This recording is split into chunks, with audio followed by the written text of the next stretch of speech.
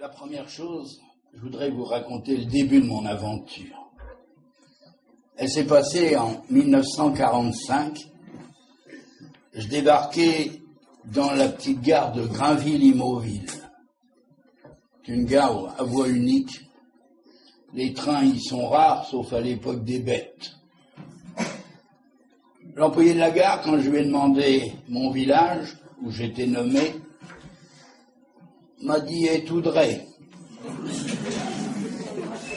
Alors je suis sorti, j'ai pris le premier chemin en cavé et j'ai marché. J'ai marché longuement.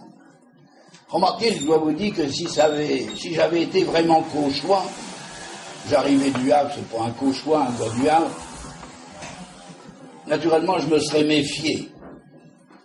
Parce que si vous connaissez une route tout droit en Pays de Caux, il faudrait me l'indiquer. Alors j'ai marché, puis il y avait deux fossés très hauts de chaque côté de la route qui me barraient le paysage. Sauf de temps en temps où il y avait une barrière ou un chemin de terre. Alors là, le fossé s'abaissait jusqu'à la route, il se découvrait le Pays de Caux, légèrement vallonné avec de place en place, les touffes d'arbres, les cours masures entourées de leurs murailles de verdure. Mais il y avait une chose qui m'inquiétait. Vous avez dit, ça, on s'en fiche, ça ne nous regarde pas, ça. Mais oui, mais moi, j'étais curé. Il n'y avait pas de clocher. Un curé sans clocher, c'est un curé perdu. Alors, j'avais beau guetter à droite, guetter à gauche, il n'y avait pas de clocher du tout. Sauf, sur Beaumont, il y avait un derrick. Non, il n'y a pas de pétrole, mais il y avait un derrick que le cultivateur du coin appelait la Tour Eiffel. Et il recevait des cartes, Monsieur Jules Le Breton, fermier de la Tour Eiffel. Mais moi, je ne savais pas ce que c'était, je voyais ça dépasser des arbres là-haut, au-dessus de la colline. C'était tout. Alors, je commençais à m'inquiéter. Je me dis, mon pauvre vieux, tu t'es trompé, c'est sûrement pas par là, quand tout à coup, aux quatre chemins, j'ai aperçu dans la plaine, planté au milieu de son troupeau de moutons, un berger. Un berger est un berger. Il était là, je me suis avancé vers lui, il n'a pas bougé. Un cauchois bouge jamais. C'est pour lui qui viendrait devant de vous, il vous attend, et vous qui le dérangez. Alors je suis approché, puis je lui ai dit, pardon mon brave, va-t-on sous Beaumont? Il n'a pas bougé, il n'a pas répondu. Je me suis dit, il est peut-être dur de la feuille. Alors je lui ai dit un peu plus fort, va-t-on sous Beaumont? Il n'a pas bougé non plus. Je me suis demandé pourquoi, maintenant je sais. Après 40 ans, on sait beaucoup de choses. C'est que le cauchois, avant de répondre, il réfléchit. Il calcule. Il se dit combien peu de mots je vais dire pour pas en dire trop, pour pas m'engager. Voyez-vous? Alors il m'a dit simplement comme un juron, une sabotaille. Une sabotaille est une marche en sabot, ça signifie que c'était pas loin. Naturellement, je le remercie, c'était mon premier paroissien. Et puis, je reprends ma petite valise, c'était une valise en carton, vous savez, dans laquelle ma mère avait mis mon bréviaire calé avec des tartines, et pour le repas de midi. Elle avait ficelé tout ça avec la ficelle de papier, c'était la guerre, qui venait de finir. Alors, j'allais partir. Quand le gars se ravise, il me dit, tiens, dites donc vous, là, seriez-il point nouveau tué de votre tour? Ah, j'ai dit, oui, mon brave, je suis nouveau prêtre de la paroisse. Oh ben, on va vous dire une chose. Métier de tué, métier de berthier, et deux métiers foutus. Alors, l'évêque qui connaissait le diocèse m'avait dit que je serais bien reçu. Ce fut vrai 10 jours plus tard. 10 jours plus tard, c'était l'installation. Alors ça, l'église était pleine. Il faut dire, entre nous, sans méchanceté, que avec des cauchois, faut pas grand monde pour remplir un banc. Mais enfin, l'église était pleine. L'église était pleine, les stalles étaient pleines, la sacristie, à la sacristie, on attendait. Il y avait à l'époque, les jeunes, ils savent plus ça, les chantes en soutane noire avec leur surplis. Il y avait les petits gosses en cota et soutanelle rouge. Tout le monde attendait dans le silence, parce qu'il y avait de la discipline. Puis, mais j'étais le nouveau curé, il ne savait pas si j'étais dur ou si j'étais mou. Voilà, il faisait gaffe. Et puis, on attendait le doyen, parce que le doyen, c'est lui qui installait les curés. Un doyen, c'était quelque chose à cette époque-là. Et il avait le droit au camail avec un tuyau de violet, puis la peau de lapin, voyez où, la blanche. Ça vous fait un homme, une chose comme ça. Il arrivait, puis il chantonnait, voyez-vous, il disait pas bonjour, il disait « Ah, comment ça va, bonjour bien, etc. » Il serrait la main à tout le monde, il donnait l'impression qu'il connaissait tout le monde, il connaissait personne, mais les gens étaient contents, ils disaient « Il m'a dit bonjour, bah, Et puis après, là, Georges, qui était le sacristain, a ouvert le grand placard, celui où il y a les chapes. Les chapes rôdeurs, vous savez, pour les fêtes. Il a sorti la plus belle, oui, mais cette chape, elles étaient faites pour des épaules de cauchois. Mais je venais du Havre, j'avais fait 4 ans de Sana, 4 ans de séminaire, il y avait eu la guerre, je pesais 42 kilos. Une demi-portion de curé, quoi. Quand ils m'ont fourré la chape sur les épaules, j'ai bien senti que ça glissait, alors j'ai joué l'Arlésienne. Là, il y a eu le fêtoir, hop, on est rentré. L'harmonium a joué, vous savez, l'harmonium en campagne, c'est important, vous savez, c'est le fond musical. Ça fait les pédales, voyez. Il faut être mélomane pour entendre la musique. Et puis là, on est rentré, je suis arrivé au pied de l'hôtel avec le doyen, puis mes clergeaux. J'ai fait la genuflexion. Non mais réfléchissez un peu, j'ai fait la genuflexion, j'ai pensé au bon Dieu, j'ai oublié la chape. Elle est restée diguée en l'air. Je suis descendu dedans, c'est en remontant que j'ai fait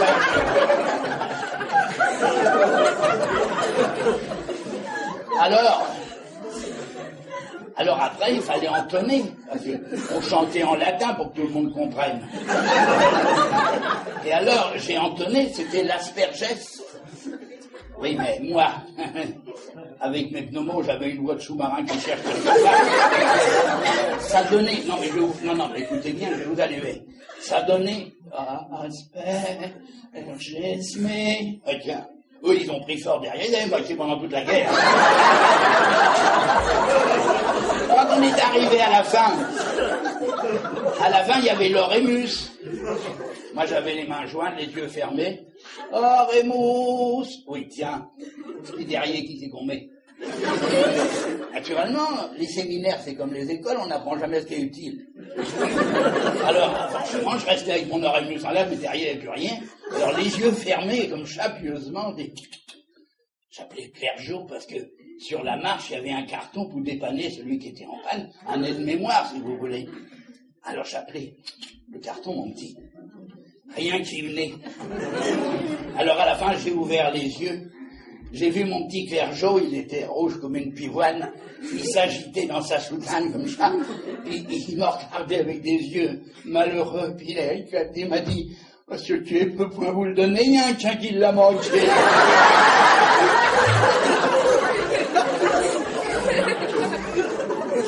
Alors ça a été ma messe d'installation. Alors, à la sortie,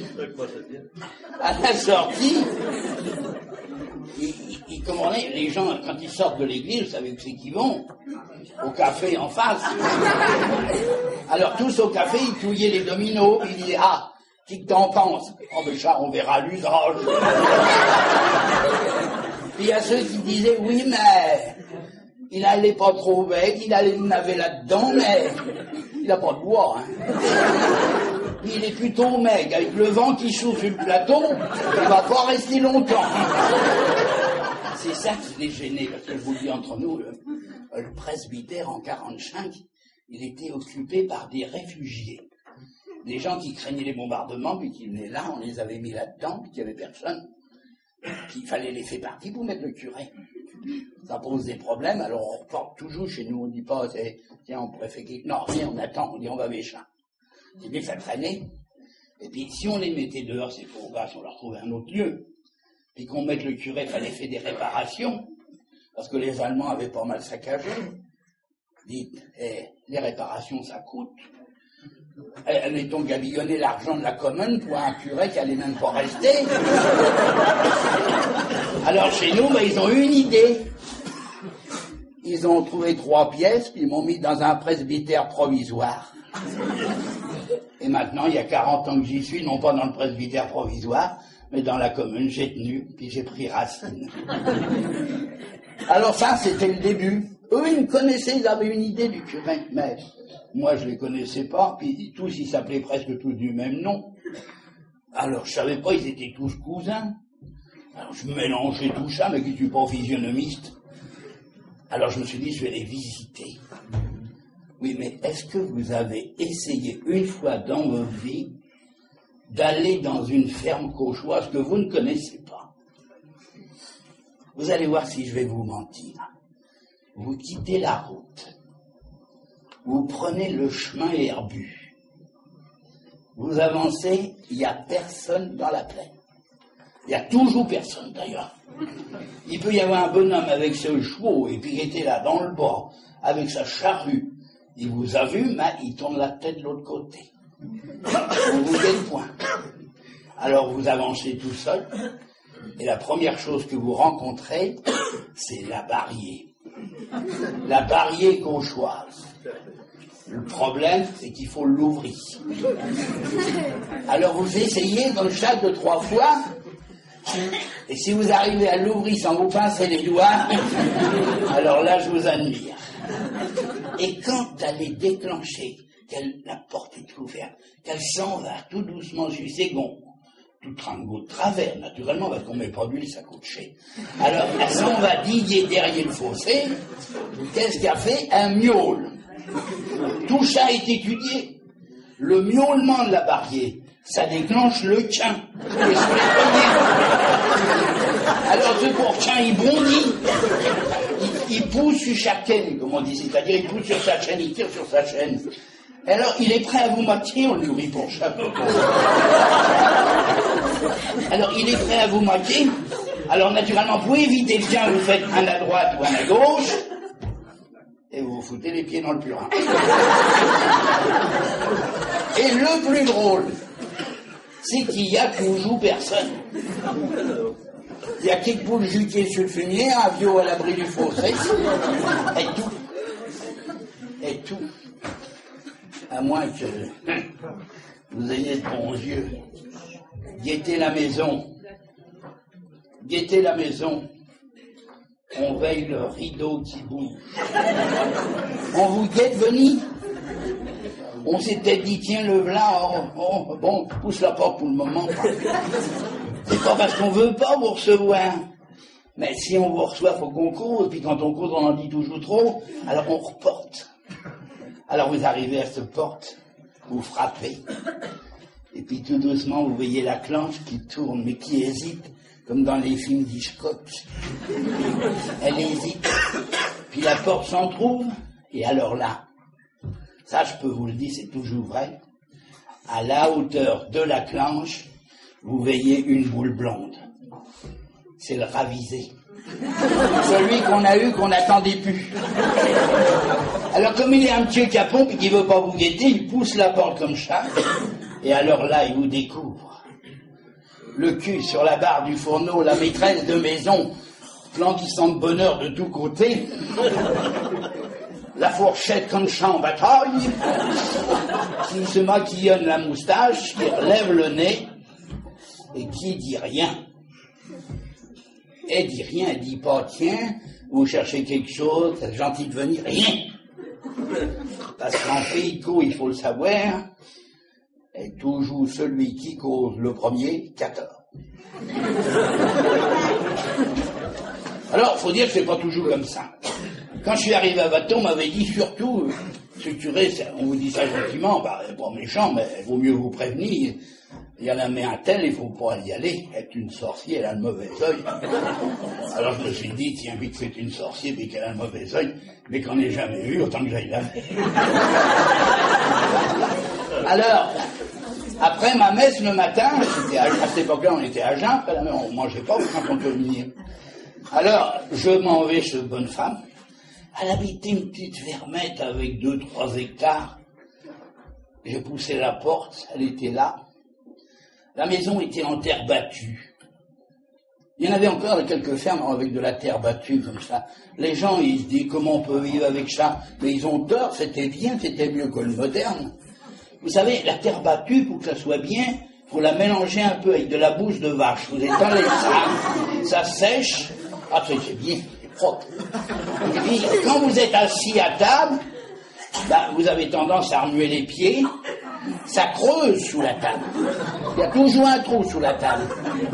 Mais vous voyez, c'est mieux que le moderne, parce que vous, quand vous voulez nétayer votre maison, vous prenez le balai, il vous faut une pelle, ils vous font un seau. Ben là, pas du tout, prenez le balai, puis vous foutez tout dans le trou. Alors la femme, elle me dit, mais, taisez-vous, monsieur le curé, taisez-vous. Taisez-vous, ça signifie asseyez-vous. Alors je me caisse le bout d'un banc. Elle me dit, vous allez bien prendre quelque chose. Il était 9h, moins de 9h peut-être. Je me dis, tiens, elle va me donner un café au lait ou quelque chose comme ça. Elle m'apporte le bol qu'au choix, vous savez, la demi-soupière. Elle met ça devant moi. J'attends un moment, puis je la vois qui se dirige vers le buffet. Elle l'en trouve, assure un litre de calva, un verre chat dans le bol. Je savais bien qu'elle avait le goût de ce côté-là, mais elle dit, mais quand même, qu'est-ce que je vais en faire de ça, mais ça me barrait déjà rien qu'en le veillant. Et puis le bon Dieu est bon, vous savez, les curés. Asdi est un prêtre pour lui donner quelque chose pour ses œuvres. Alors elle s'en va dans la pièce à côté, puis comme toutes nos grands-mères, elle mettait ses économies entre les draps. Alors elle se met à fouiner entre les draps dans l'armoire, et puis, mère, pendant ce temps-là, je veillais le bol, j'ai attrapé le bol, je l'ai vidé dans le trou sous la table, puis hypocrite comme un curé qui vole l'être, je me suis mouillé les lèvres, elle est revenue avec son offrande, puis elle l'a posée à côté du bol, puis tout d'un coup, avec que le bol est vide. Alors, admiratif, elle me dit, vous aimez le chat, vous, ou pas? Bah, va vous redonner une lampée. Un autre coup, c'est pas toujours comme ça, vous savez.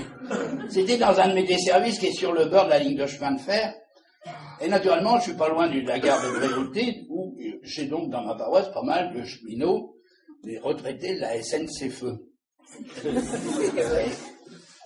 Ils ont la retraite à 55 ans, ces gars-là. Moi, je sais pas ce qu'ils font avant, mais après, qu'est-ce qu'ils travaillent? Ça n'arrête pas, hein. C'est le jardin, c'est le toit, pof, ils font un poulailler, ils sont toujours au boulot. Formidable. J'arrive là, la petite mère, la grand-mère, elle avait mis son beau tablier bleu en toile, comme on faisait autrefois, puis un petit bonnet blanc. Elle était contente que je passe. Elle savait plus comment faire, elle était le dos au fourneau, puis elle me dit, asseyez-vous, asseyez-vous. On va appeler le maître. Alors elle va ouvrir la porte du fond du jardin. Il a crié, Eugène, vite-en, il y a le tué qui est là. Alors Eugène est arrivé, c'était un grand gars solide. Alors, vous savez, quand l'homme revient du jardin chez nous, il a les mains sales, il s'essuie au fond du pantalon, comme ça. Non, mais c'est culturel, c'est ce que je vous explique.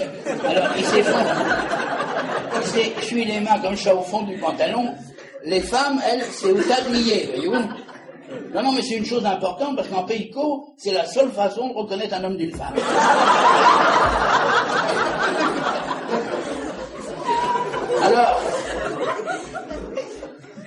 Alors il arrive, il me dit, mais, gentil de venir, comme ça, bien prendre quelque chose avec moi.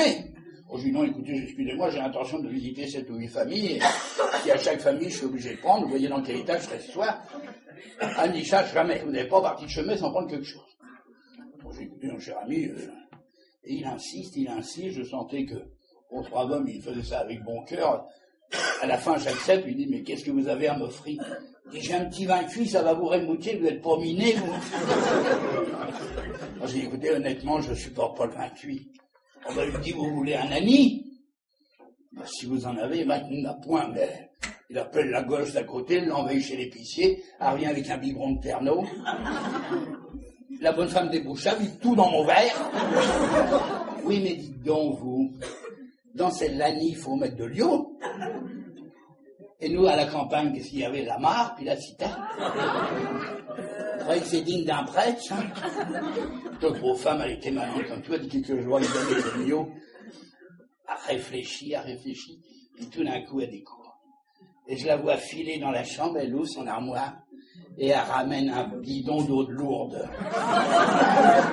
J'ai bu du Pernod à l'eau de lourde, c'était le grand miracle de ma vie.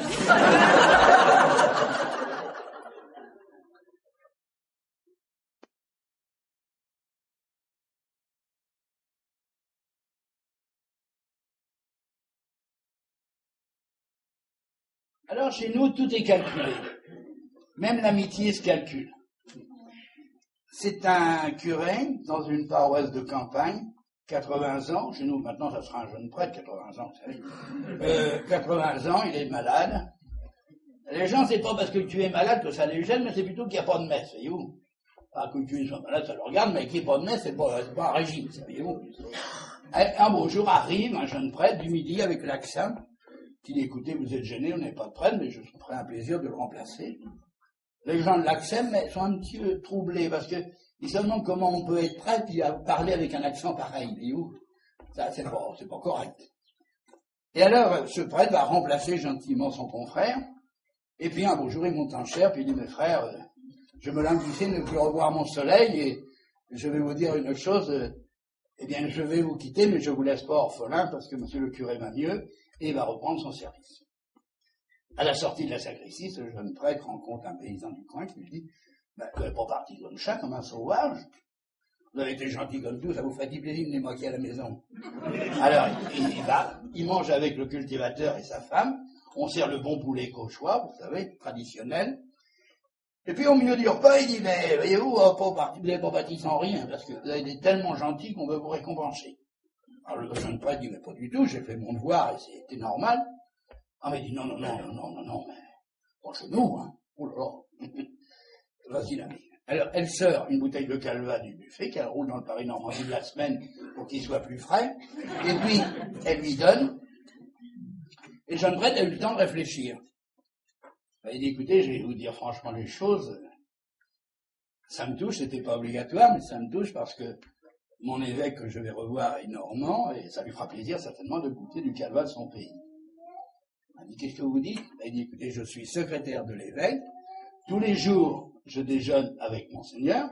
Nous prenons le café, puis après, nous prendrons une petite trinchette, comme vous dites. Le bonhomme réfléchit un moment, mais il dit, dites donc, alors, ce calva-là, c'est pour l'évêque. Si vous voulez. Oh, bah, alors, attendez. Alors, donnez-le. On va vous en donner du bon, alors.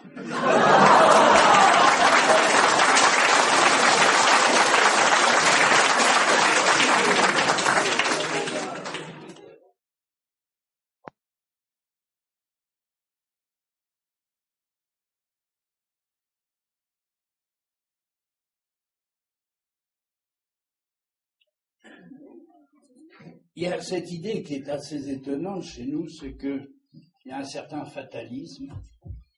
On accepte les choses qui sont comme ça, on ne peut pas faire autrement. Il pleut, il fait beau. On geint quelquefois un peu, mais ça ne va pas plus loin, puisqu'on ne peut rien changer aux choses. Et c'est vrai en ce qui concerne la mort. Et on arrive à des choses absolument ahurissantes qui nous dépassent par moments, alors qu'on pourrait interpréter ça comme une dureté du cœur.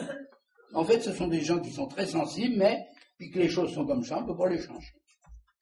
Et il y a, c'est pas une histoire vieille, il y a à peine 1 an, sur la nationale, il y a un petit gars qui roule avec sa mobilette, il est renversé par un camion, malheureusement il est tué.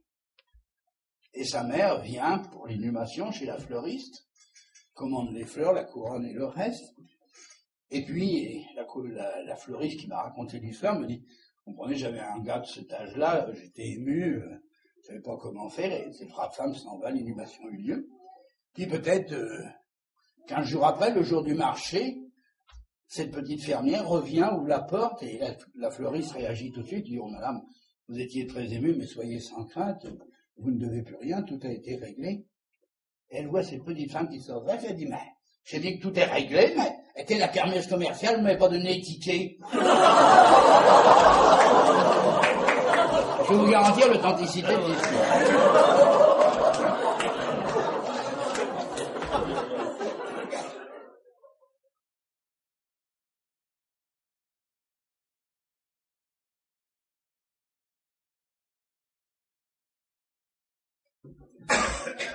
L'histoire que je vais vous conter, parce qu'on pense que ces histoires-là, c'est le temps passé, ça n'existe plus. Bien, celle que je vais vous raconter maintenant n'est pas si vieille, elle a à peine 10 ans. Elle s'est passée à Senvic, au-dessus du Havre. Il y avait là un vieux paysan cauchois qui se mourait chez ses enfants. On aurait cru une scène à la Marcel Pagnol, vous savez.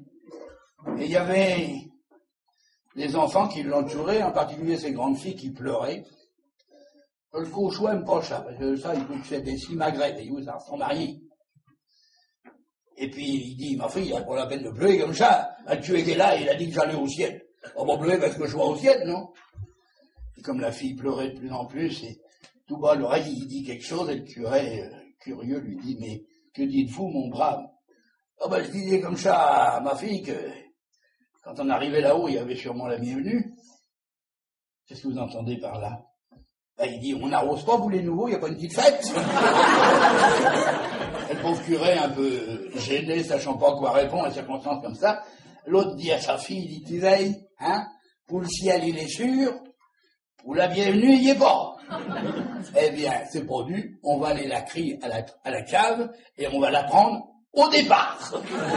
Il a fait monter une bouteille de champagne pour arroser son entrée au paradis. Ben, ça, c'est merveilleux.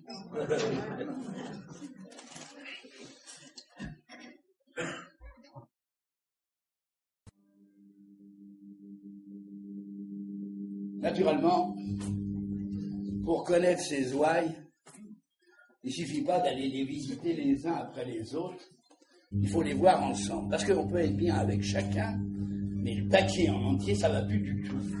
Parce qu'ils ont des histoires entre eux, etc. Si vous asseyez la mère un tel à côté de la mère un tel, ils se regardent de travers. Si vous dites, tiens, les hôtels, c'est la même machin qui fera la décoration, on dit, ah ben, si c'est ça, je ne fous plus les pieds à l'église. C'est pareil pour les élections. C'est pareil, c'est aussi important, vous savez. Moi, j'ai une fille que j'ai interviewée et je lui ai dit, tiens, tu vas voter. Et elle me dit, mais il y a une chose que je ferai. Sûrement, je ne voterai pas pour Alfred. Je dis, pourquoi tu ne voteras pas pour Alfred? Il a écrasé mon chat. Vous voyez, les sentiments politiques chez nous sont très assis. Alors, naturellement, j'ai voulu créer la communauté un petit peu. Et je me suis dit, au fond, tous ces gens, si on les mettait dans un même car, si on allait quelque part ensemble, si on sortait du village, peut-être qu'il y aurait une autre ambiance. Alors je monte en chair et je commence un sermon, mais le sermon du jeune prêtre, vous savez, qui veut tout dire en même temps. Au séminaire, on vous en apprend tellement, on dit qu'il faut éviter tout ça, faut qu'ils savent. Les gens, il ne faut pas leur dire trop à la fois, parce que ça rentre difficilement. C'est pas parce qu'ils sont belles, mais parce qu'ils écoutent pas. Hein. C'est pas, on a tellement de travail, on pense à autre chose. Hein. Alors, là, je monte en chair, je leur dis, mes frères, il y a eu la guerre. Le bon Dieu a été bon. Les bombes sont tombées sur les autres, et vous n'avez pas reçu. Il faut savoir dire merci. Il y a eu les restrictions, ça vous a plutôt aidé à vivre. Alors, de tout ça, il faut savoir dire merci au bon Dieu. Alors, si vous le voulez, on fera un pèlerinage à Lisieux, on partira telle date, et je donne la date. Et j'indique aussi le prix, si je me souviens bien. Je rentre au presbytère, le lendemain, les 3 dames qui venaient à la messe tous les jours s'inscrivent tout de suite, ils ont cru que c'était obligatoire. Et puis, après, plus personne. Les jours passés, personne ne s'inscrivait. Alors je commençais à être inquiet, je me dis c'est quand même malheureux, connaître un échec la première fois où on fait quelque chose, ça me faisait mal. Puis ma mère me secouait un peu, elle me dit tu ne veilles pas, tu gaspilles l'argent du presbytère, déjà prends un sou pour bouillir la marmite. Et puis l'instituteur est venu. C'était un vieil instituteur qui revenait de captivité. Et il me dit mais faites de la ville pour votre pèlerinage, quoi. Puis il y a de quoi? Il me dit, vous avez tort. Vous savez pas qu'ils vont tous venir, puis vous n'allez pas avoir assez de place. Je dis, comment ça? Il me dit, c'est normal. Je vais vous expliquer. Vous êtes jeune. Il y a à peine 1 mois, 2 mois que vous êtes là. Et puis vous annoncez 6 semaines à l'avance le prix d'un pèlerinage. Vous croyez qu'ils sont sûrs que vous allez le faire? et qui vont verser l'argent à l'avance. Ils vont attendre le dernier moment, ça n'a pas manqué. La veille et l'avant-veille, le presbytère était plein. Tout le monde lui parlait, monsieur le curé, n'ayez aucune crainte, dès que vous ferez quelque chose, on sera derrière vous. Remarquez, il n'y en a aucun qui a dit qu'il serait fort. Hein. Alors, il y en a un quand même qui a fait la remarque, qui a dit, vous avez dit le jour, mais vous n'avez pas dit à quelle heure on part. Moi, j'ai écouté Lisieux, il n'y a pas de pont à l'époque. Lisieux, en partant à moins de 8 heures, ça sera bien. On dit, non, mais vous ne croyez pas, d'un point coup qu'on sort, on part à 5 heures. À 5 heures du matin, dites, mais attention, c'est qu'à cette époque-là, il y avait encore les restrictions, on a eu les restrictions jusqu'en 47, les cartes. Ils se sont dit, on s'en va comme ça, mais on aura-t-il quoi à moitié de l'autre côté? Alors ils ont pris des paniers à beurre, ils ont mis du rôti, du poulet, tout ce qu'on peut imaginer en campagne, du pain blanc, et puis on a mis tout ça sur le car, il y avait quoi à moitié pour un mois. On est parti. Pour vous dire les choses, les curés m'avaient dit, tu sais, tu es gentil, tu essayes de faire quelque chose, c'est bien quand on démarre, mais sois pas plein d'illusions, ça sera pas religieux pour dessous, ton truc. Mais ils connaissaient pas mes gars de Watteau. À Watteau, c'était pas comme ça, ils sont montés dans le car, ils sont assis dans leur fauteuil, ils se sont calés, et pas un mot.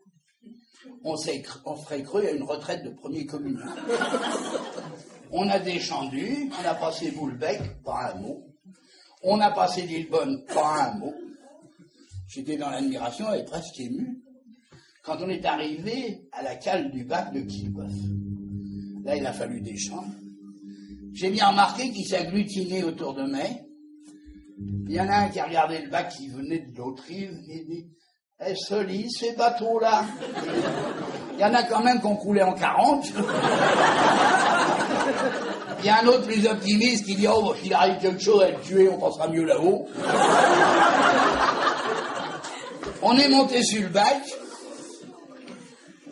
Et puis, ils sont restés agglutinés, sauf 3 ou 4. Vous avez remarqué sur les bacs, si vous les prenez, il y a 4-5 bouées, c'est pour décorer, voyez-vous qui mettent ça. Il n'y en a pas pour tout le monde. Alors, il y en a quelques-uns des miens qui ont dit, au fond, il n'y en a pas pour tout le monde, donc ça c'est plutôt pour en mettre un autre. Alors ils se sont mis au garde à vous à côté de leur bouée, en disant, hop, je plonge.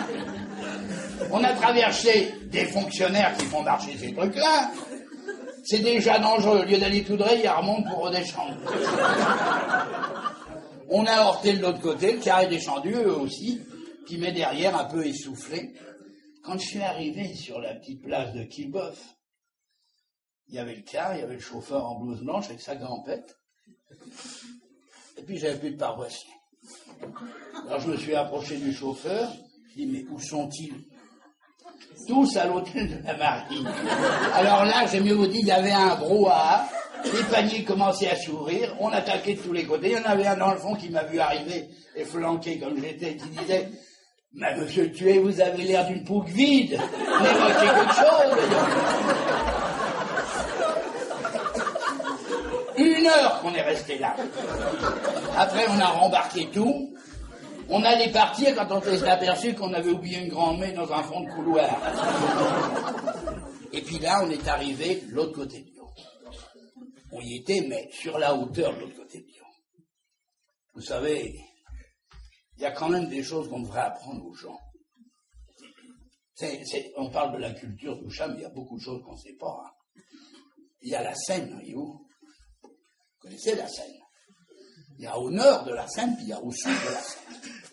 Eh bien, de la Seine à la Belgique, la France travaille. Mais de la Seine à Marseille, ça ne faut rien. Nous, on avait baissé les glaces, on s'en est bien rendu compte. Parce qu'on avait baissé les glaces parce qu'on était en hiver, puis on est habitué au grand air. On a bien vu, il y avait des femmes. Non mais rendez-vous compte. 8 heures passées, qui traînaient la godaine dans la plaine pour aller près des vaches. Ils disaient, si chez nous, on faisait ça, il y a longtemps qu'on aurait pris la musette pour aller à l'usine. Ils étaient bien assis dans leur fauteuil, comme ça, les glaces baissées, quand tout à coup, au loin, on veille une carriole de chez nous, mais de l'autre côté de Lyon, la même que chez nous d'ailleurs, avec un gars en pied, assis sur le timon, comme ça, qui roulait tranquillement sa cigarette, la campette relevée. Ils l'ont vu de loin. Oh, ça, ils l'ont lorgné, quoi. Il s'est approché de nous, mais les glaces baissées, vous savez, il a passé juste à la hauteur, comme chat des glaces. À la première, ils l'ont visé, ils l'ont bien pris. Et à la troisième, il y en a un qui a dit « Paysan ».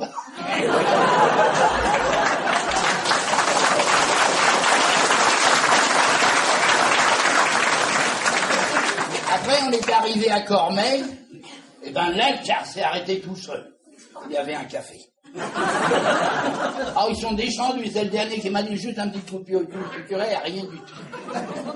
Moi qui étais resté assis à côté du chauffeur, j'ai médité un peu, je me suis dit, moi qui connais un peu Lisieux, avec tous les cafés qu'il y a, ils sont capables de me faire un chemin de croix avant la messe. Alors, j'ai dit au chauffeur, le Carmel tout de suite. On est arrivé au Carmel, ils sont descendus, quelques-uns sont rentrés à l'intérieur pour voir comment c'était, puis les autres ont roulé une dernière cigarette avant de supporter la messe. Et puis, ceux qui étaient rentrés, ils ont été vers la petite, comme ils disent, qui était dans l'aquarium, là, vous savez, là. Il disait, il a guetté comme chat, il dit, on se veille bien qu'elle est partie en longueux, elle n'est pas minée.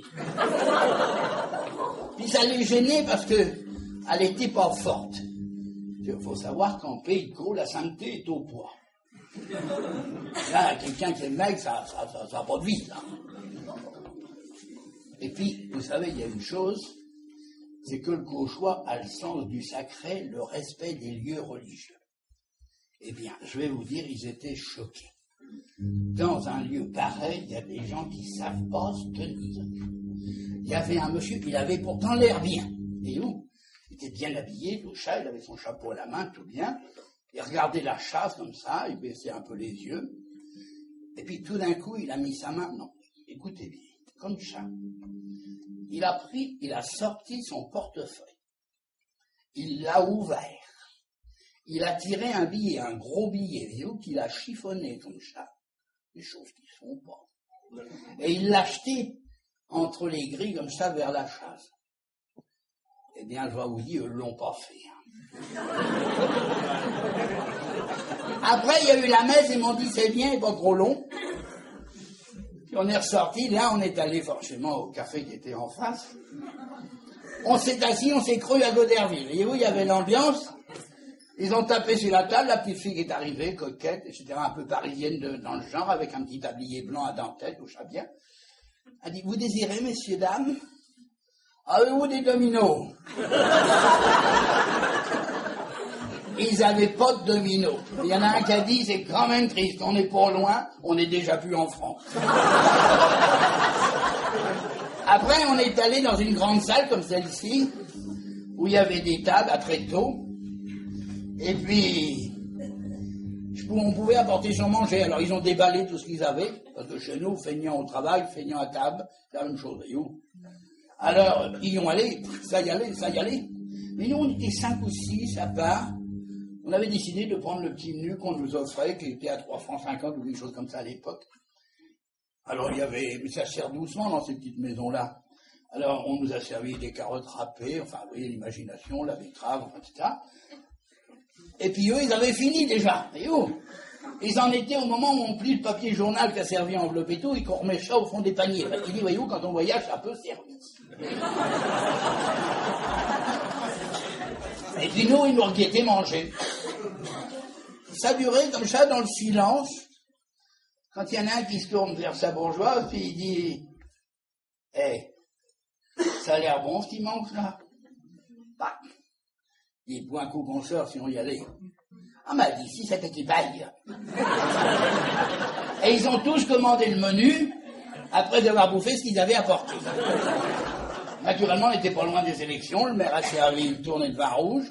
L'adjoint a fait pareil. À 4h30, c'était l'heure de la prière d'Action de grâce. Alors là, on a repris le car, et c'est lui qui nous a monté tout seul. Je ne sais pas si on aurait pu, mais on a monté là-haut à la basilique. On est descendu dans la crime, on organise à tirer tous les jeux. Il a dit, on ne paiera pas plus cher, autant de mettre tout. On a chanté le Tantou-Mergo de Boulogne, c'est le plus fort, celui-là. Ah oui, mais ça, il est fort, hein. Et puis, il est à plusieurs voix. Et où? Là, il était, là. Et alors, on a chanté ça. Puis on est ressorti, on a chanté tellement fort que les gens qui viennent là-dedans, pour ouvrir la crypte, vous savez, les mosaïques, tout ça, eh ben, ils s'arrêtaient. Ils n'avaient jamais vu, entendu une chose pareille. Et puis on est ressorti, on s'est retrouvés sur l'esplanade, et je leur dis, bon, bah écoutez, vous avez une petite demi-heure, est-ce que vous avez des achats à faire, et puis, bah, on va rentrer. Je dis, qu'est-ce que vous dites? Bah, j'ai dit, on va rentrer, c'est fini. Ah bah, pas du tout, on allait faire un tour. Ils ont payé le chauffeur, 1 heure après, nous étions sur la route de Trouville-Deauville. On est arrivé à Trouville-Deauville, c'était marée basse. Il y en a un qui dit, ben, il y a eu de la sécrète, j'aurais jamais cru qu'il y en a eu autant.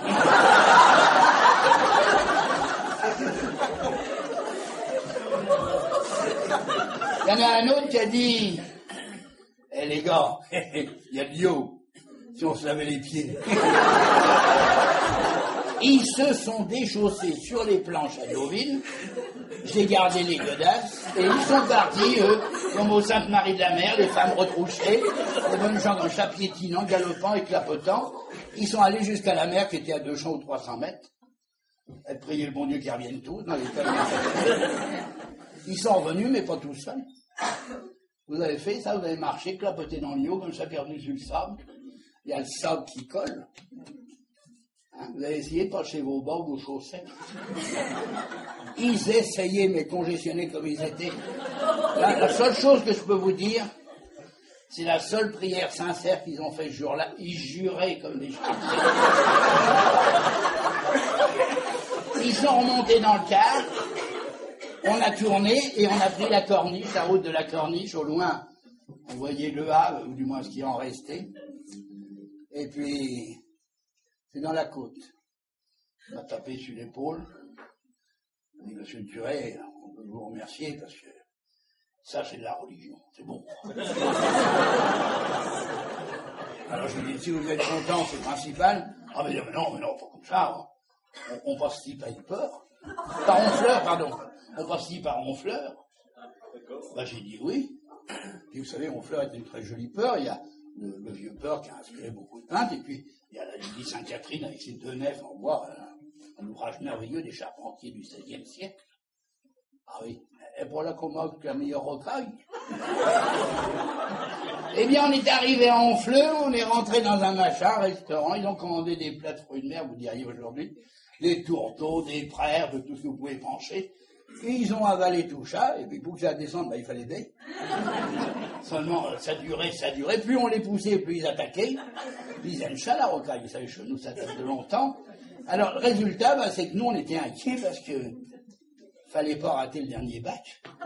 Sans ça, fallait revenir par Rouen. Alors, il y avait le chauffeur qui les poussait, mais plus on les poussait, plus ils maquaient, plus ils buvaient. À la fin, on a réussi à les rentrer dans le car. Ils sont tombés dans leur fauteuil, plus ou moins assoupis. On a roulé, on a continué, on a eu le dernier bac. On l'a eu. On l'a passé. Ils ont passé de l'autre côté de l'eau. Et cette fois-là, ils n'ont pas eu pu parce que tous dormaient.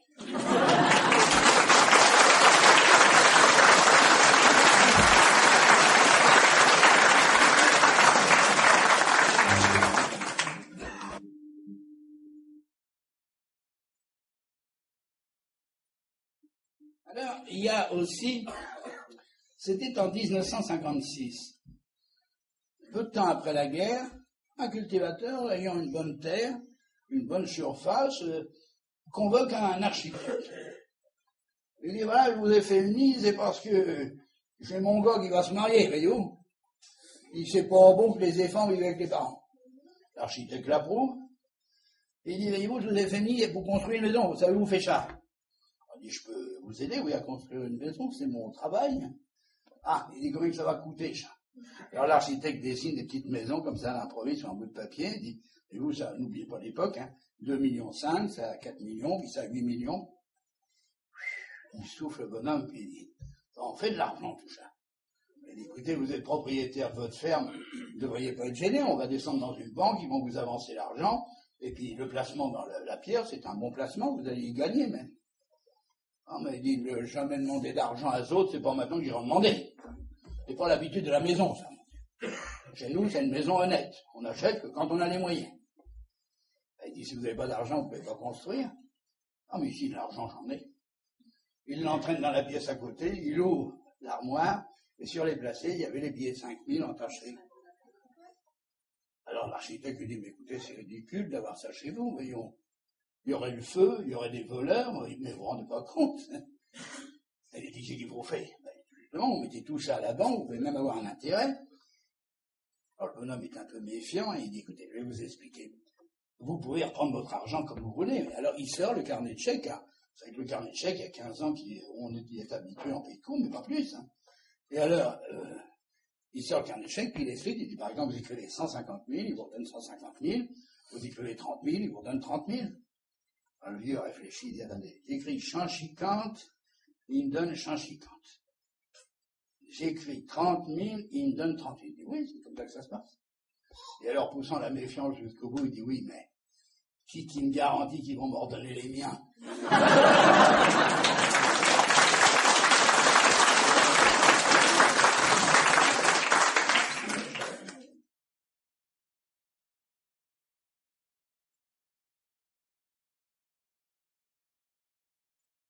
Vous savez qu'on a, nous aussi, un conseil municipal à Bateau. Oh là là. Il y a des conseillers, il y a même sa mère qui est conseillère. Alors, au conseil, quand il y a les élections, ils ont un programme. Ils ont fait des choses, on n'a jamais vu ça. D'abord, on va se réunir toutes les semaines. Comme ça. Alors, ils se réunissent toutes les semaines au début. Puis, comme ils décident pas, puis qu'ils reportent toujours, ils disent, bah, tous les 15 jours, ça suffirait peut-être. Puis, un an après, c'est tous les 4 mois qu'on se retrouve. Alors, naturellement, c'est le maire qui préside. Puis l'instituteur qui est secrétaire, alors il lui dit, Louis, qui c'est qui a nuit? Alors lui, il ouvre une chemise, puis il sort une lettre. Eh bien, il faut dire que le maire, chez nous, avait fait des études, il avait été épicier. Alors, il prend la lettre, c'est une lettre de la préfecture, mais voyez-vous, quand on est maire, il faut traduire pour les gens. Alors, il dit pas la préfecture, il dit, c'est monsieur le préfet qui m'a écrit. Ça peut être le scribouillard du 7e bureau à gauche, ça fait rien, c'est le préfet qui m'a écrit. Alors, il lit ça en biais, en diagonale, comme ça, parce qu'il n'a pas trop l'habitude de ces papiers-là. Mais il veille bien le mot qui ne plaît pas. Il demande, voyez-vous, le préfet, il demande qu'on fasse l'inventaire du bétail. Personne cause. Alors il se tourne vers l'adjoint, puis il dit, qui que t'en penses? Ah, mais il va te dire plutôt rien. Oui, mais si tu pensais quelque chose. Oh, il dit, dans ce cas-là, je vais te le dire, je penserai comme t'es. Alors le maire prend la lettre, il dit au secrétaire de mairie, tiens, remets ça dedans, c'est une affaire sérieuse, ça, je crois qu'il faudra qu'on en recours.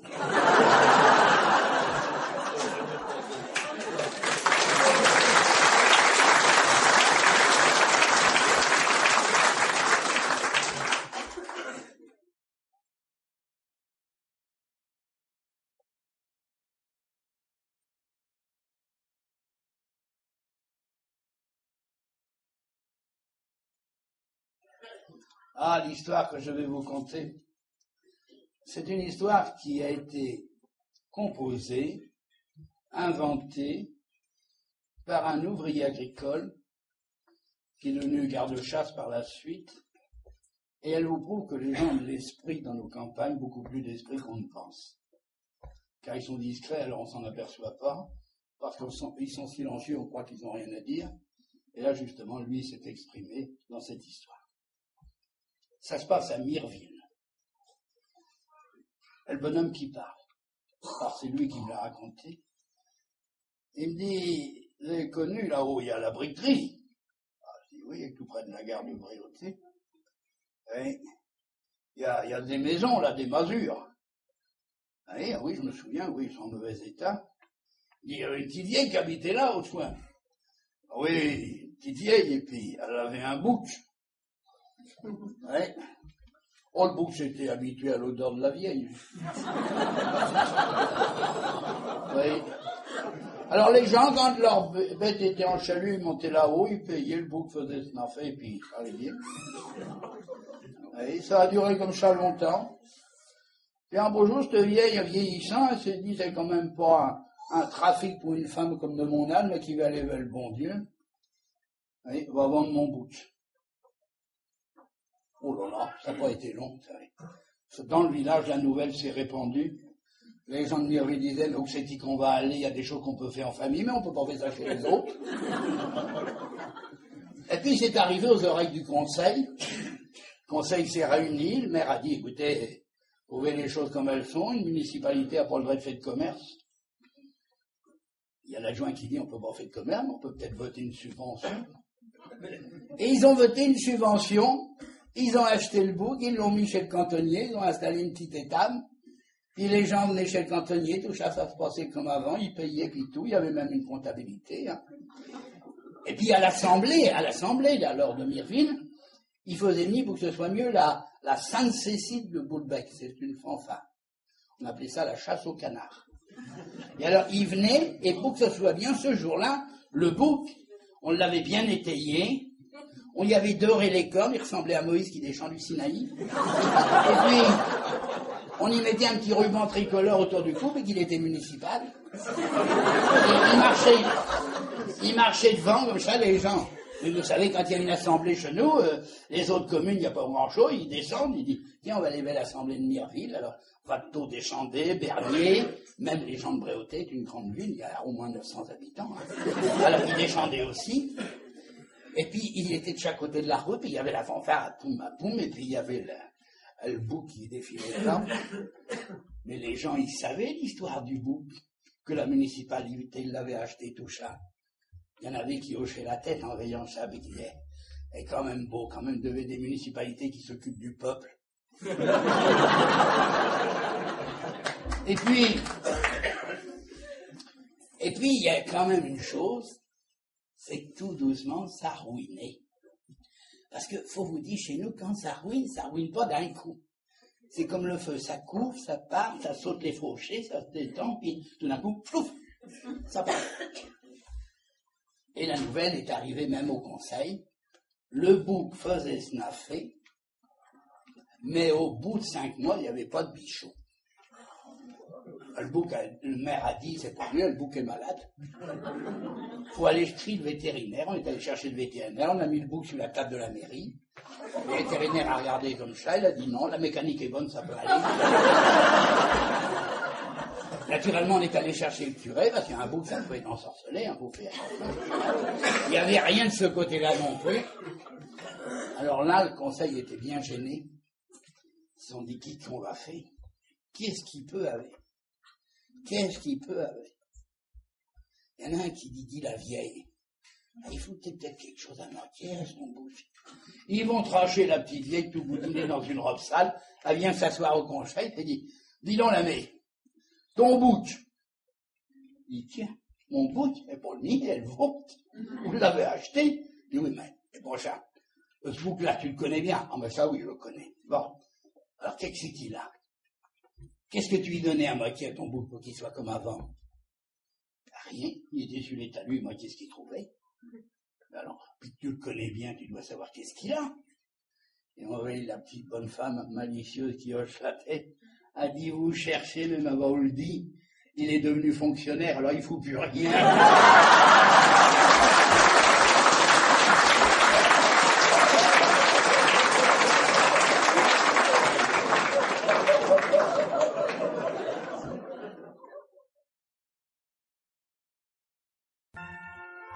Quand on vit dans un pays, quand on aime les gens, on se demande quelle est leur raison de vivre.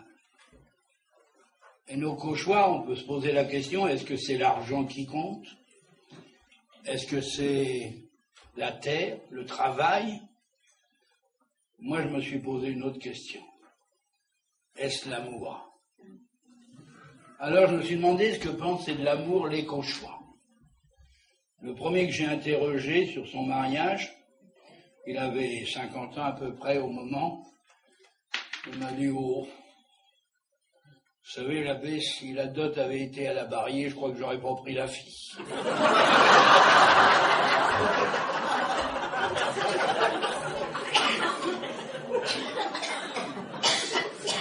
Alors, une demande en mariage en pays de Caux. j'étais jeune curé, j'avais une chorale. J'en ai encore dans toutes mes paroisses, mais là j'en avais une, c'était plutôt des jeunes filles. Et disons des jeunes filles un peu prolongées parce que la main-d'œuvre féminine dans les fermes, c'est utile. Alors on disait quand la fille avait envie de se marier, dire bah, c'est pas utile, tout ça, tu verras ça plus tard. Si bien que ça traînait, puis moi j'en avais 3. Dans toutes ces filles, ben, honnêtement, je suis obligé de vous le dire, à commencer à moisir. Elles étaient canines. Alors, on a beau être jeune prêtre, on a du cœur, on dit quand même, elle est triste. Si elles sont comme ça, c'est que le pédé sort pas. Faut que je fasse quelque chose. J'ai les idées de curé dans ce domaine-là, c'est pas toujours heureux. Alors je me suis dit, puis qu'il y a du monde à la messe, je vais les faire quitter. Vous comprenez? Elles vont passer avec le plateau dans les bancs. Il y a bien un gars dans le paquet qui va dire, tiens, elle est pas plus mal qu'une autre, celle-là. En paquet. Ça n'a rien fait. Rien. Seulement, à cette époque-là, on avait le pain béni tous les dimanches. Il y avait une famille qui offrait le pain béni. Quand la famille avait les moyens, elle mettait 3 œufs à la livre. Quand on n'en avait pas le moyen, un peu moins, mettait 2 ou 1. Le fauché, il coûtait un pain de 6 livres. Enfin, tous les dimanches, il y avait le pain béni. Après le Gloria, M. Dieu bénisse les chats. Et puis le bédo était lui qui découpait les nouroles. Alors, il prenait les chats sous ses bras. Il allait à la sacristie. Avant d'entrer, il se tournait, puis il comptait. 82, 83, 85. S'il y avait 85, il ne faisait pas 86 morceaux. Chez nous, on est économe. Alors, il prenait son couteau qui lui servait à tout, et puis, hop, il coupait ça à la sacristie. Alors, c'était simple, il avait 3 bannettes, une pour le cœur, puis 2 pour la nef. Alors, les gros morceaux, c'était pour le cœur, et puis le reste, c'était pour la nef. Après le credo, quand le curé descendait du bosset, eh bien, hop, lui, il sortait avec ses bannettes, donnait 2 bannettes aux filles qui distribuaient dans la nef, et lui distribuait dans le cœur. Mais j'avais remarqué que sa bannette, où il mettait au-dessus pour farder les plus gros morceaux, il offrait ça aux 3 filles. Ça, en amour, ça trompe pas. À la sortie de la messe, vous savez, on sonne chez nous. Il sonnait, quand les 3 filles passaient, hop, il tenait la corde d'une main, il prenait Dieu béni, il en donnait aux 3 filles. Mais j'avais vu le paix aussi. Mais il n'a rien dit. Il y a des choses dont on ne cause pas chez nous. Ça. Vous avez le bon Dieu qui a inventé ça, mais dans un mauvais jour, ça. Alors, on n'en cause pas, il a laissé faire. Puis un beau jour, le petit gars, il s'est décidé. Alors, il s'est habillé, il a mis son petit costume du dimanche. Il l'a bien mouillé, voyez-vous. Parce que chez nous, mouiller, c'est laver, c'est que c'est propre. Et puis, il a mis sa gampette sur la tête, puis il est allé. Là, il a ouvert la porte. Le maître, le bonhomme, le père, était assis au tireux, à la place du maître, au bout de la table, au tiroir. Et puis, le gars n'a pas eu moyen de dire un mot. Il a dit « Ah, assis-t'es ». Il s'est assis, alors il y avait le peigne à côté, le gars de l'autre, la femme debout. Parce que chez nous, il y a de l'ordre. Quand les hommes parlent, la femme est debout. Alors elle s'est tournée vers le buffet. Elle a sorti une bouteille de blanc moelleux sucré. C'est imbuvable, hein. Mais on prend ça dans les fêtes chez nous. Elle l'a donné au P, qui a débouché ça, qui s'est servi, qui a servi le gars. Elle s'était retournée là, mais elle avait pris une assiette avec des lulus dedans. Et alors, elle leur a donné, ils ont cassé les... Non mais veillez bien, cassé les lulus, trempé comme ça, hop.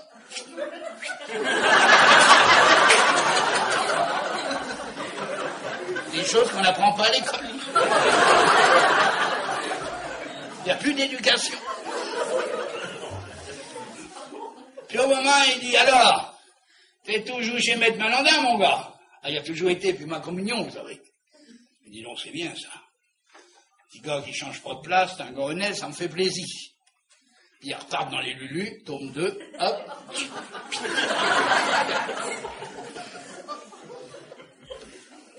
Il dit, il n'y a qu'une chose qui me gêne, tu veilles. J'ai jamais entendu parler de ton père et ta mère. Ah ben ils sont morts. Ah, il dit qu'ils ont eu. Ben, il dit, ma mère a trayé une vague qui était nerveuse, qui a donné un coup dans le seau, il y avait le joie qui était derrière, il a revu, alors ce coup-là, elle est morte tout de suite. Ah, c'est pas grave, qu'il dit. Le père était mort à Verdun, le terrain était déblayé, il pouvait faire l'éloge de sa fille.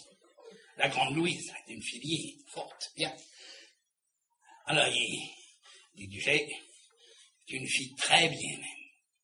Pas une fille comme maintenant, qui met du rouge, du bleu, du noir, c'est une honte. Le pauvre prêtre à la messe, quand il donne la communion, il sait pas s'il doit dire « Seigneur, prenez garde à la peinture ».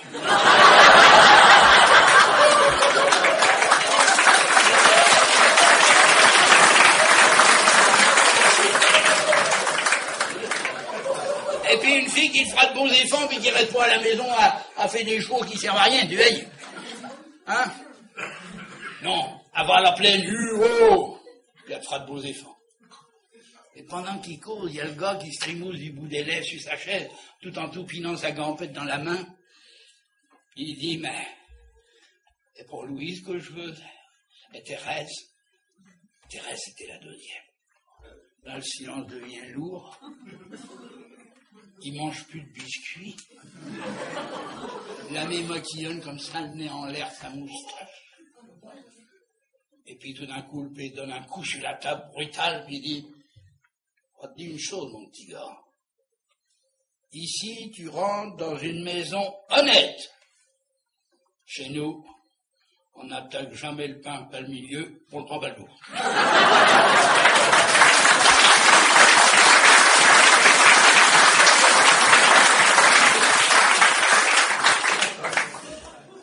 Naturellement, après les fiançailles, il y a le mariage. Il y avait dans ce pays une ferme de 120 hectares. De la bonne terre de chenou, vous savez, là, du solide. C'est sérieux, ça. C'est chrétien. Ouais. Mais là-dessus, il n'y avait pas le P parce qu'il était mort, il y avait la mère. Mais la mère, elle des chats, oh là. Alors, ça tournait, malheureusement, elle avait un gars qui était, disons, un petit baja, oui. Disons, niais, quoi. Bon, ce petit gars était comme ça. À côté, il y avait une ferme 60 hectares, avec 3 filles à marier. Il y a le P quelquefois, en passant la soupe, il disait, mais 120 puis 60, ça fait 180. Les filles, ils piquaient dans leur assiette, ils disaient rien. Puis un beau jour, il y en a une qui s'est décidée qu'à demander le gars en mariage. On est le matin des noces. Il y a le gars qui est couché, tout nerveux, pour savoir qui va se marier dans la journée. Il tout peine dans le lit comme ça. Maman, c'est-il l'heure? Mais faut-nous la paix, veillons. Tu n'es pas à quelle heure on va se coucher à soir? Puis on dormait un petit peu, puis au bout d'un moment, maman, c'est-il l'heure? Oh, tu nous éluges. Mais dors, veillons, dors. Et comme il continue, à la fin, il dit, allez, bon. Puis tu sais, comme ça, lève-toi, puis qu'on dort point, ben. On va sortir le paquet, parce que le mariage, c'est comme la communion solennelle, vous savez, il faut se laver tout entier. Alors, elle l'a baigné comme à la communion, tout ça bien. Il s'est habillé, puis ils ont été près des vaques. Ils sont revenus, ils ont pris le café au lait, comme ça. Et puis, tout d'un coup, le gars, il dit, maman, mon costume qui est pour là. Il va arriver, t'énerve pas, voyons. Oh, tu t'énerves, mon gars. Puis au bout d'un moment, il renouvelle sa demande, ou du moins il refait sa remarque. La mère est inquiète aussi, elle dit, plus trop drôle. Mais enfin, il dit, t'énerve point, tiens, je vais prendre ton costume du dimanche, je vois, il fait des pâtes mouilles, et puis ça va aller.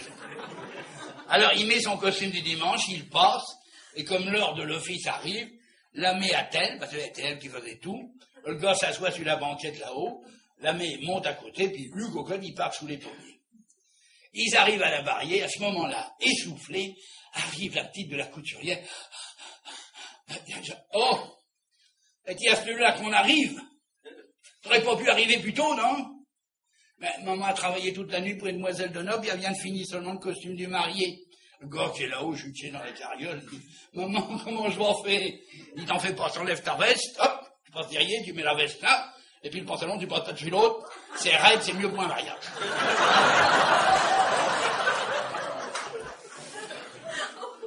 Alors, ils vont à la mairie, le P était mort, forcément, pour créer un peu d'ambiance puis de joie. Le maire a fait l'éloge du défunt. Et puis après, on est arrivé à l'église. Alors là, on dit entre nous, tous les gars, toutes les filles du coin étaient là, pouvaient la tête que ferait le gars le jour de son mariage. Eh bien, ils ont été déçus. Parce que la mer était plutôt large. L'allée centrale était étroite. Et puis, comme elle travaillait dans l'endos puis dans le sillon, vous savez, à la plaine, elle avait l'habitude de marcher. Alors, comme elle avait un grand capet avec une plume, ça faisait essuie-glace, voyez-vous. L'île était derrière, il fallait bien viser pour le nez du gars. Alors, ils ont roulé comme ça, ils ont monté au son de Mendelssohn, toujours. Arrivé dans le cœur, la mariée était là. Toujours la mariée qui arrive d'abord. Lui, il s'est mis à sa place à côté. Ce curé était à la sacristie avec les clergeaux. Ils sont rentrés, ils ont fait la genuflexion, puis ils se sont tournés vers les mariés. Petit clergeau de droite, il avait le plateau, il est venu vers le marié. Pour kiffer. Les alliances, mon petit gars. Alors le gars, il cherche dans ses poches, il cherche partout, il peut trouver rien. Alors il tourne vers sa mère il fait. Ah, il se rappelle, alors il défait le pantalon, naturellement, le deuxième, pour rattraper les alliances qui étaient dans l'eau, mais le pauvre curé, il savait pas. Il avec cette chose-là, il dit, mais qu'est-ce que vous faites? Il dit, ah, mais si vous voulez les bénis, il faut bien que je les sorte.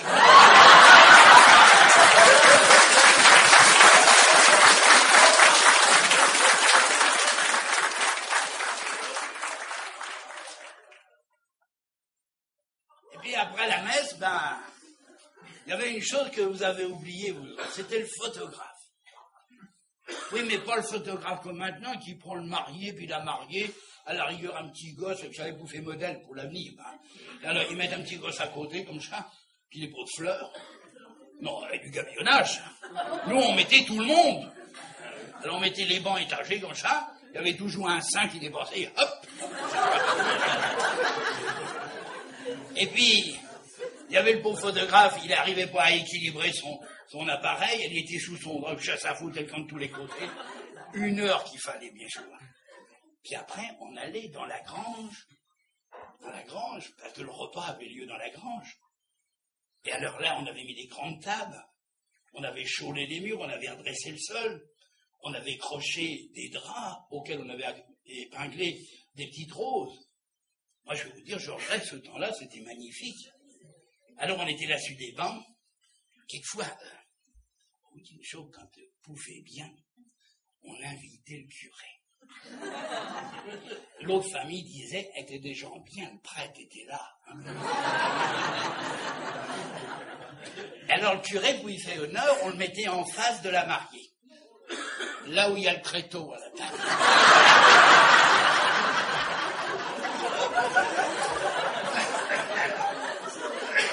Pendant tout le repas, j'avais les pattes comme ça. Heureusement que ma mère m'a fait avec le four qui est haut.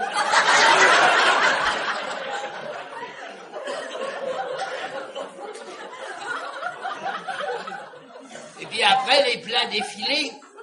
Mais il n'y avait pas de congélateur, alors on vous disait sans cesse, faut maquiller tout, ça va être perdu. Oh, ça défilait. On mangeait, on buvait, tout ça. Vers les 6 heures, il y avait les vieux qui disaient « Oh, j'ai des crampes, mais c'est fou, que je marche. » C'était prochain, dès qu'ils avaient vu, il fallait qu'ils fassent de Lyon.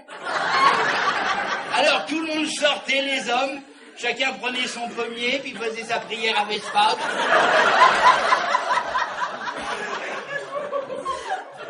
Puis après, on attelait, on repartait, alors là, on allait danser quelque part, pour que les autres fassent la vaisselle. On revenait le soir, il était 9h, on se rasseyait, mais là, ça se fait en cause, ça. Seulement maintenant, vers les 3h, 3h30, les gens sont fatigués, ils s'en vont, tout ça. On restait toute la nuit. Personne se couchait. Il y avait bien les grands mecs qui piquaient du nez à 11 œufs, mais on a fait un coup de calva. Hop, il est reparti.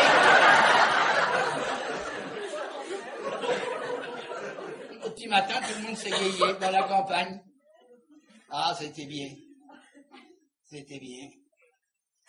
Le sang était mûché, c'était fini, la fête était finie, pas pour tout le monde. Parce que là, pour la noce, on était 250, 300, pas plus. Mais le lendemain, il y avait le dîner où on mangeait les restes. Ça avait lieu chez la mère de la mariée, ça. Oui. Oh là, c'était vraiment intime, on était 60, 70, pas plus. Alors, c'était les plus vieux qui arrivaient les premiers, vous savez. Alors, avec l'enthousiasme cauchois, ils traînaient la guibole, comme ça. Et ah, et plus de notre âge. Enfin, faut bien qu'on vienne fixer une fête.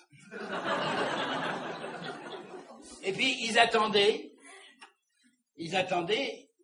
que les mariés arrivent pour se mettre à table. Mais il y avait la mère qui touillait la marmite, parce qu'on avait gabionné, on n'est pas pris de cuisinière, c'est elle qui faisait tout. À touiller sa marmite dans l'âge. Puis de temps en temps, inquiète, elle guettait vers le carreau. On voyait bien, elle attendait le retour de sa fille. Puis tout d'un coup, on a entendu...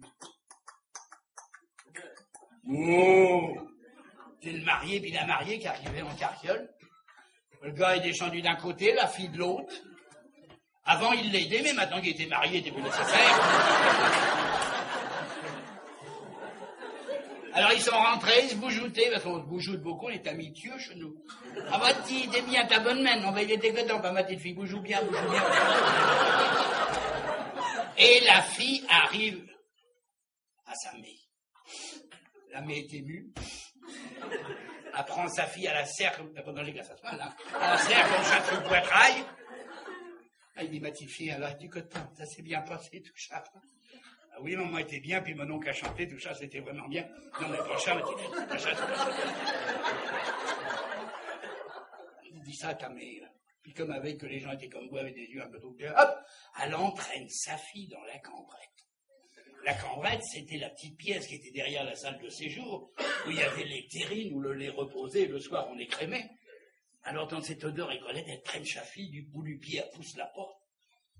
Et puis ma petite fille dit, chata, mais comment ça s'est passé? Mais tu sais bien, maman, mais non, mais pas ça. Mais après, quand elle était avec lui, ils ont dit, mais chat, à la chambre. Ben oui, ma petite fille, mais c'est comme ça qu'il faut, ben. Dis ça, ta mère. Ben, quand on est arrivé, il était 2h30. Oui, c'est bien, c'est bien qu'il était 2h30. Il y en avait beaucoup moitié, tu sais. Oh là là là, j'étais fatigué. On dit une chose, maman. Je me suis déshabillé, j'ai passé ma chemise, j'ai mis mon bonnet, je me suis glissé dans le lit, j'ai dormi tout de suite. Dis, puis la chose. Elle dit, que chose, maman? Alors on veille ce mec qui change de couleur, qui ouvre la porte, qui rentre dans la salle où est tout le monde, et qui hurle, est une honte, j'ai donné ma fille à un protarien, est une honte. Il y a au fond de la salle le Pérugord qui arrive, c'était l'armoire normande. Le ventre un peu plus fort que le mien. Qui dit, mais, c'est que vous avez la main à vous mettre dans un état pareil. C'est-il pas une honte, un jour de fête? Elle dit, allez demander à votre gars comment il s'est conduit avec ma fille. Vous dites, mais j'ai plus que mes yeux pour pleurer. Allez demander à votre gars. Le père était armoire. Le fils était plutôt pendule. Avait les noyaux rabattus. Alors le père s'approche, il dit, alors mon gars, tu veux ça? Oh oui, papa, t'es bien. Et le monon qui a chanté, puis là, oh monsieur le curé qui dit, il a bien dit le matin, oui, mais pour ça. C'est pour ça, mon gars. Je suis tombé, puis j'entends des choses qui me font pas plaisir. Et on me dit, comment ça s'est passé, Gertrude? Ben, bien, non, dis mes chats, bien. Elle était fatiguée, elle s'est couchée, elle a dormi, mais on dit, mais avec ce que j'avais bu, enfermé toute la journée, puis fumé, oh là là, ça n'a pas été long. On s'est glissé dans le lit, elle a dormi tout de suite, oui. Oh là là, et puis jusqu'au matin. Il dit, et puis la chose. Il dit, que chose, papa? Des choses qu'on sait, puis qu'on n'apprend pas, ben bon. Alors le pauvre mec est gêné, il sent bien que son gars comprend pas. Alors, il essaye d'expliquer, il se brûle les pattes, il n'y arrive pas. Et à bout d'argument, à la fin, il prend son petit gars comme chape à les épaules, puis il dit, mon petit gars, guette-moi. Oui, papa. Tu m'aimes bien? Oh oui, papa, je t'aime bien. Je suis ton père. Oh, ça oui, papa. Écoute-moi bien. Je t'écoute. Écoute-moi bien. Mais pitamé qui qu'on fait? Le gars réfléchit un moment, il a les noix qui se redressent, il rougit. Et tout d'un coup, il éclate, puis il dit, papa, je pouvais quand même pas, il faut dessus la gueule dès le premier soir.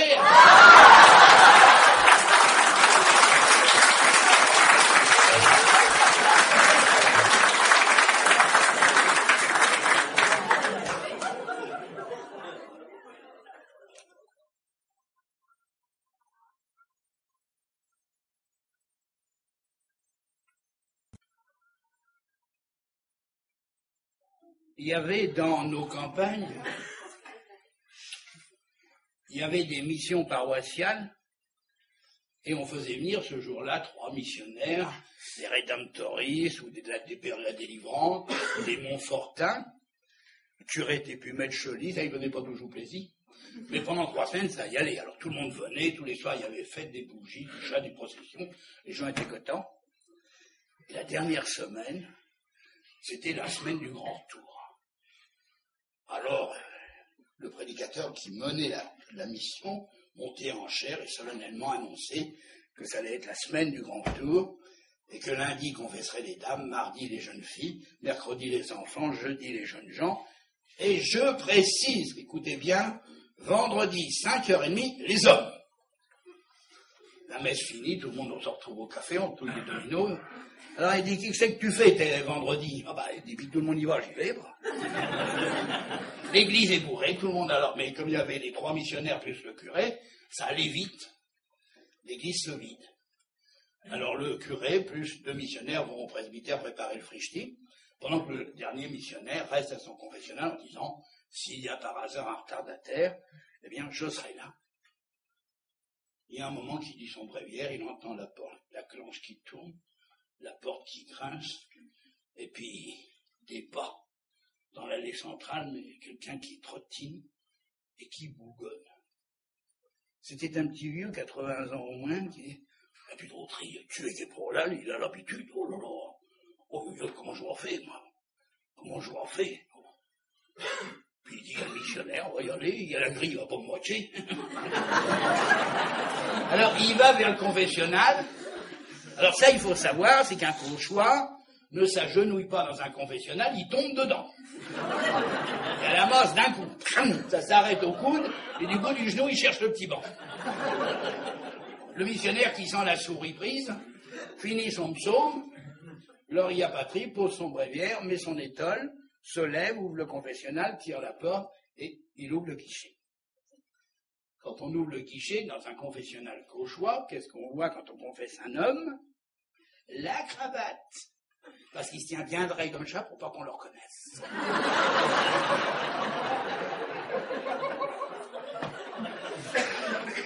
Alors le missionnaire donne la bénédiction de départ, et puis, après, il y avait des prières à dire.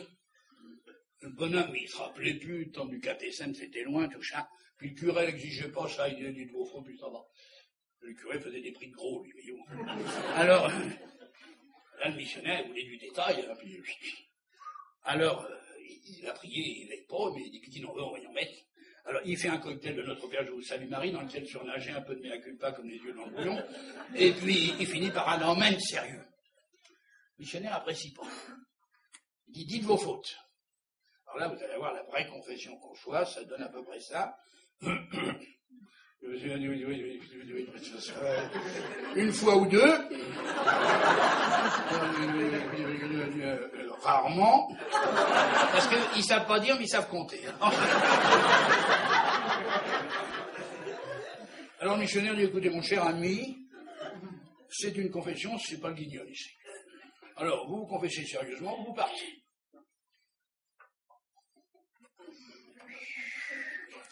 « 80 ans. » Il dit, on veut rien donner. J'ai désobéi à mes parents.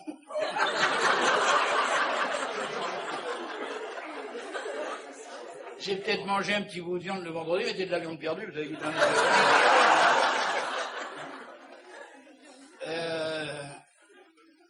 J'ai pas écouté le sermon, mais je suis tellement dû de la fois que j'entends rien. Le missionnaire lui dit, écoutez, mon cher ami, je m'excuse. Il s'agit d'une confession, il ne s'agit pas de rire, il s'agit de faire quelque chose sérieusement. Ou vous partez, ou vous vous confessez. Il n'a jamais été dans une telle situation, alors du fond de l'abîme où il se sentait, il essaye de faire monter sa faute jusqu'au prédicateur. Il dit, qu'est-ce que vous dites? Une écapée.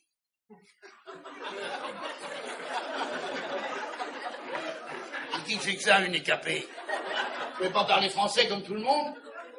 Le prix de Trump, il avait été à Rouen, il y avait une petite dame, on paye, et puis... Mais vous avez trompé votre femme, il lui passe un savon de première classe. Le pauvre type est tellement ému, il fait même plus de signe de croix, il fait juste un gratte-nombril comme ça. Il sort du confessionnal au radar, il sort dehors, il respire. Mais l'habitude est toujours là, les gens, hein, même s'ils n'y pensent pas, le confessent tout seul au café ou sur les autres. Alors il arrive à la porte du café, il l'ouvre, mais brutalement, paf. C'est bien que tous les gars qui étaient en train de touiller, ils lèvent la tête. Ils veillent dans la lumière de la porte. Oh, il y en a un qui dit, bah dis donc, c'est tort, t'en fais une tête. Et on voit ce petit vieux de 80 ans qui sort drèche. Et qui dit ce que j'ai. Moi, je vais vous le dire, ce que j'ai. Je trompe ma femme, mais ça regarde personne.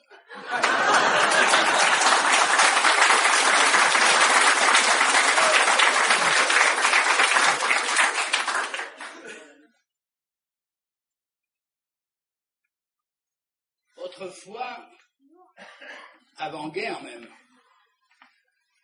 on peut dire qu'il n'y avait pas de banlieue aux villes, ou presque pas. Dès qu'on sortait de la ville, on était en campagne, il y avait l'herbe, il y avait les vaches. Si bien que les fermiers qui habitaient tout près des villes descendaient en ville pour vendre leurs produits, comme ils le font sur le marché, dans nos campagnes. Et celui-là, il habitait Octeville, au-dessus du Havre. Il attelait le matin de bonne heure, c'était la femme qui chargeait, parce que lui, il avait déjà conduit la carriole quand même pour aller le charger. Et puis il descendait au rythme du cheval, jusqu'en ville. Il arrivait près de l'église Notre-Dame, la nouvelle cathédrale du Havre. Il s'installait là, il mettait un poids de 20 kilos en fond sur le bord du trottoir. Dans l'anneau, il passait l'anneau du cheval, et puis il rentrait au café. Il met un petit sou. Alors on lui servait un café, une goutte. Il buvait ça doucement, puis au bout d'un moment, il sortait. Et dehors, il était tout près des bassins, ça. Il fait frais. Il commençait à grémir, alors il rentrait, puis il remettait mes chats. Alors il reprenait un café, une goutte. Puis quand il sortait, le chaland arrivait, alors les clients, ils disaient, tiens, vous là, ou... Ben oui, je venais acheter mon bord. Ben, il dit, vous n'avez pas acheté ça comme ça, il vient une minute, on vient prendre quelque chose. Il rentrait à nouveau, puis il reprenait un café, une goutte. Seulement, il reprenait café-goutte, café-goutte, café-goutte, jusqu'à 2 heures de l'après-midi. Si bien que quand il remontait dans sa carriole, c'était le joie qui conduisait. Mais seulement les choses, c'est comme les gens, vous savez, il y en a qui ont de la piété, puis il y en a qui n'en ont pas. Ce cheval-là avait beaucoup de piété. Dès qu'il y avait un café, il s'arrêtait.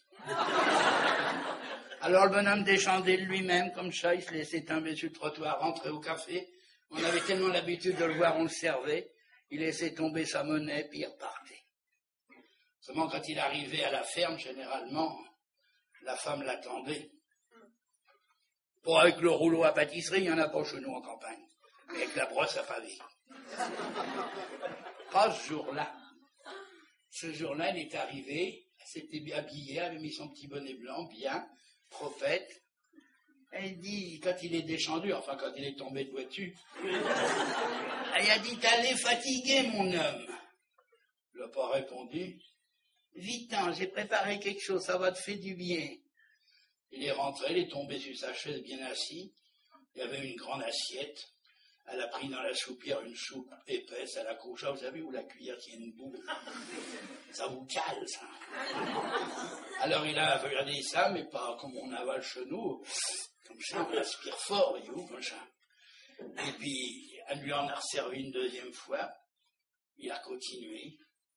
Il a dit, tu veilles, c'est pas, mais je me sens un petit peu fatigué, je dois me coucher, pas continue, mon père.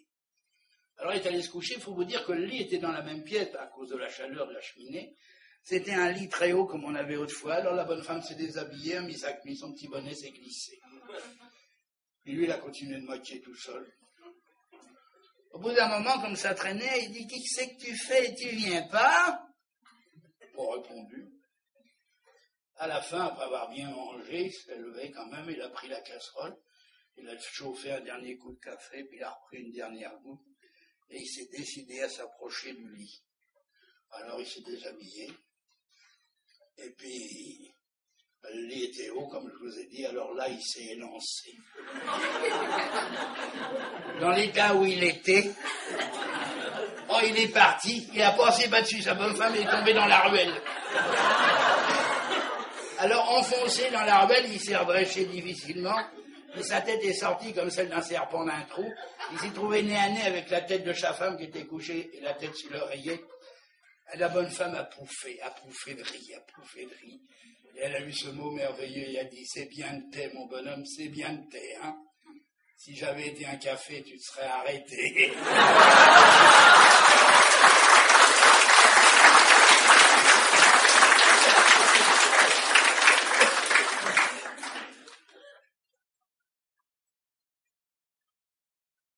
Un jour, le maire de Watteau vient me voir, il me dit, monsieur le curé, il y a trop d'enfants, il faut qu'on agrandisse l'école. Et pour agrandir l'école, il y a un problème, il faut du terrain, et on va être obligé de prendre sur la cour de récréation, elle est déjà petite, acceptez-vous qu'on prenne sur le presbytère? Moi, généreux, comme c'était pas à moi, je dis, vous pourrez toujours. Mais je dis, écoutez, je vais quand même demander l'avis de l'archevêché, et je tombe sur un vicaire général, mauvais coucheur, qui me répond, il n'en est pas question. Alors je rapporte la lettre au maire, il est tout gêné, il me dit, mais qu'est-ce qu'on va faire? Et j'ai dit, si vous êtes des chrétiens, vous allez prier. Et bien ils ont dû prier, 6 semaines après, le vicaire général était mort.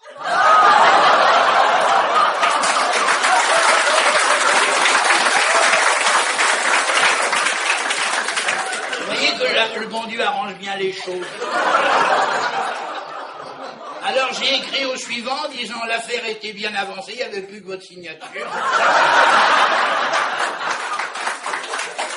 Alors le conseil municipal a dit, c'est pas dur, avec un curé comme ça, il faut faire quelque chose pour lui.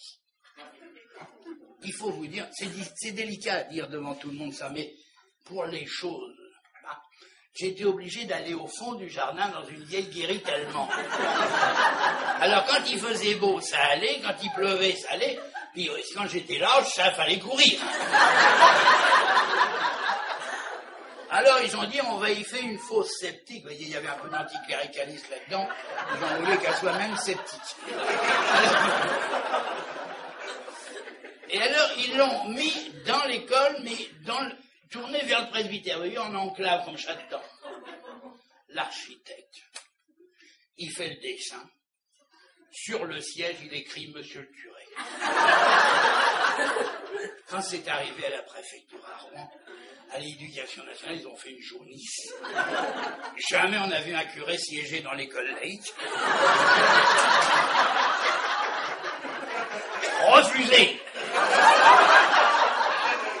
Le conseil municipal a dit, si c'est ça, eh ben nous on démissionne. Le préfet a dit, bon, on envoie ça à Paris, ils vont décider. C'est allé là-bas jusqu'à l'éducation nationale à Paris, là, ils savent étudier ces trucs-là. Ils ont le temps. Vous savez ce qu'ils ont dit? Eh bien, ils payaient les 3 murs et la porte, mais pas le siège. Il a fallu voter une subvention, sans ça, dans quel état je serais?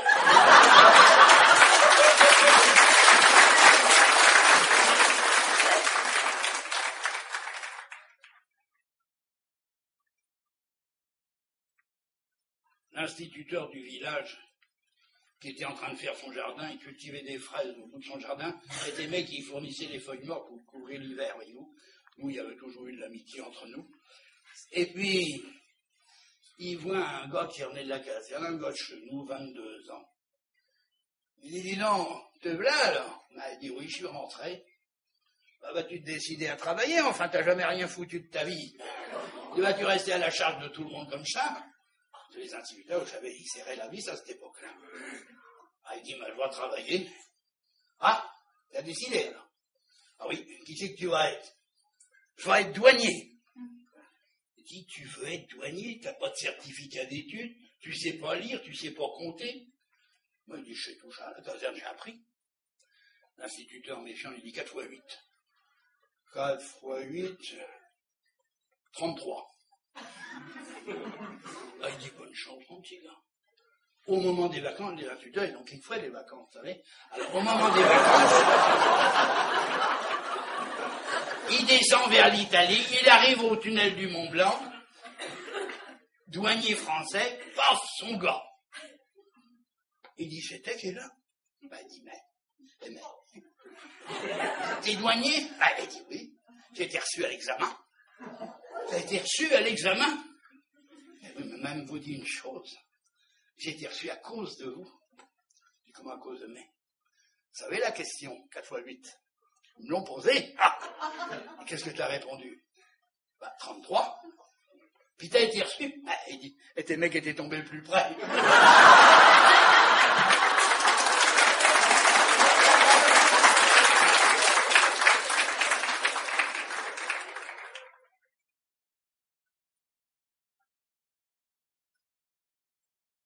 Dans nos fermes où il y avait beaucoup d'enfants, et même dans nos villages où il y avait beaucoup d'enfants, les femmes accouchaient à domicile, dans des conditions souvent douteuses d'ailleurs, et ces braves femmes, à la fin, ils ont été obligés d'aller à la maternité comme tout le monde. Et cette femme qui a eu 7 enfants, pour son 7e, est à la maternité. Alors le bonhomme y va, mais vous savez, les hommes à la maternité, ils ont toujours les fautifs, ils frottent les murs comme ça, ils rentrent, ça va, ils sont pas à leur aise. Alors il rentre, puis il y a sa femme qui est assise, là, bien assise, bien droite, bien calée dans ses oreillers, comme ça. Elle dit, ça va-t-il? Ah, mais ça va, c'est toujours pareil, pas. Quand est-ce que tu rentres? Dans 9 jours, c'est le règlement, pas. Alors il s'assoit, et il dit, va avec le petit. Il va avec le petit, c'était un petit rouquin. Mais tous les enfants qu'il avait eu jusque-là avaient eu les cheveux noirs. Alors il fait une drôle de tête, il va s'asseoir, mais il dit rien. Elle dit, mais elle veille bien, t'es pas content? Ah, mais j'ai rien dit. Mais je peux te dire qu'il était. Je peux te dire qu'il était, mais même qu'il n'est pas de main, on l'élevera, puis tout, pour la peine de l'histoire. Et puis il se retire, les années passent, ils ont élevé l'enfant, puis il arrive au moment de mourir, alors le bonhomme est là sur son lit de mort, et puis il y a sa femme qui est à côté, elle dit, mon pauvre père, on va se quitter tout ça. Il dit, oui, mais tu vas te dire une chose, ma petite mère.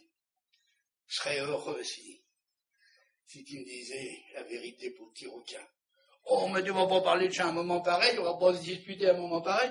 Je te jure qu'il était, je te jure qu'il était. Et le bonhomme insiste, il insiste tellement qu'à la fin, elle éclate, elle dit, il était, c'est même le seul.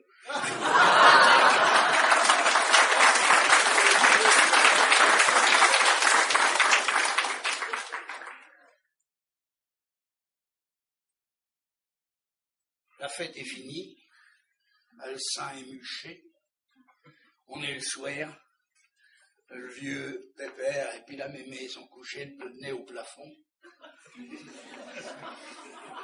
Et puis, la mémé dit, c'était bien, hein? Ah, bah, ça, oui, c'était bien, le fait, c'était bien. Et les petits enfants, tout ça, ça fait drôle, pas les petits enfants, les arrière-petits enfants, ça vous émeuve. Bah oui, puis ils tiennent bien. Ça, ils tiennent leur go, ça, c'est bien, ça, on les a élevés comme ça, c'est bien, ça, c'est bien. Oui. Oui. Ça rappelle des souvenirs, tout ça. Tu te rappelles, il y a 50 ans? Oui, il pleuvait. Oui.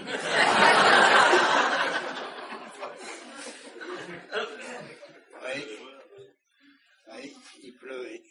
Non, mais pas ça, tu te rappelles pas quand on a été couché le soir, qui c'est que t'as fait qui m'avait fait tant plaisir? Oh, bon, ça, je m'en rappelle plus. Elle cherche un petit peu, voyons. Ça m'avait fait plaisir, je te l'avais dit. Je m'en rappelle plus. T'avais du temps pour penser, là. De l'eau sous les ponts. Et tu m'avais maquillonné l'oreille. Bah, il dit, c'est possible, c'est possible.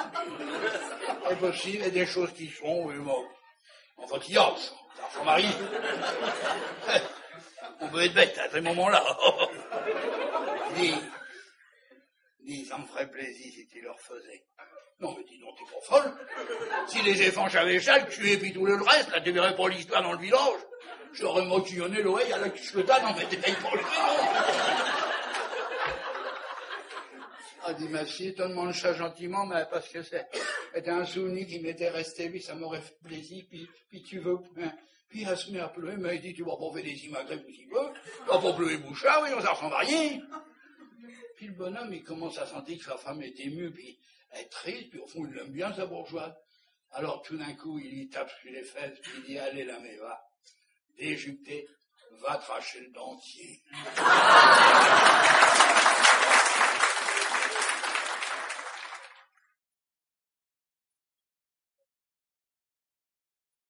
Alors cette histoire, je vous le dirai honnêtement, c'est celle qui traduit le mieux l'esprit cauchois, sa verdeur, sa sensibilité retenue, et d'une certaine façon, c'est celle qui me touche le plus et qui m'a toujours le plus touché. Je suis sûr que vous ne serez pas étonnés, elle vous fera sourire certainement, mais vous direz vraiment, c'est ça notre pays. C'est le matin dans le village, il y a le café, et les trois petits vieux, tous les matins, viennent touiller les dominos. Ils viennent s'asseoir pour évoquer des souvenirs perdus et effacés. Ils viennent s'asseoir pour parler, mais pour être ensemble. Ils sont heureux d'être ensemble. Ils n'ont rien à se dire parce qu'ils savent tous ce qu'ils ont à se dire. Alors ils sont là assis, ils touillent les dominos, ils retournent ceux qui ont le ventre en l'air, ils touillent, puis ils prennent leurs 6 dominos comme ça, comme le cauchois sait le faire, dans la main avec le pouce bien dressé. Et puis dans l'autre main, il tient le 7e, celui qui va jouer, puis il tapote sur la table avec. Ça énerve les autres. Il dit, le salaud, il a du feu.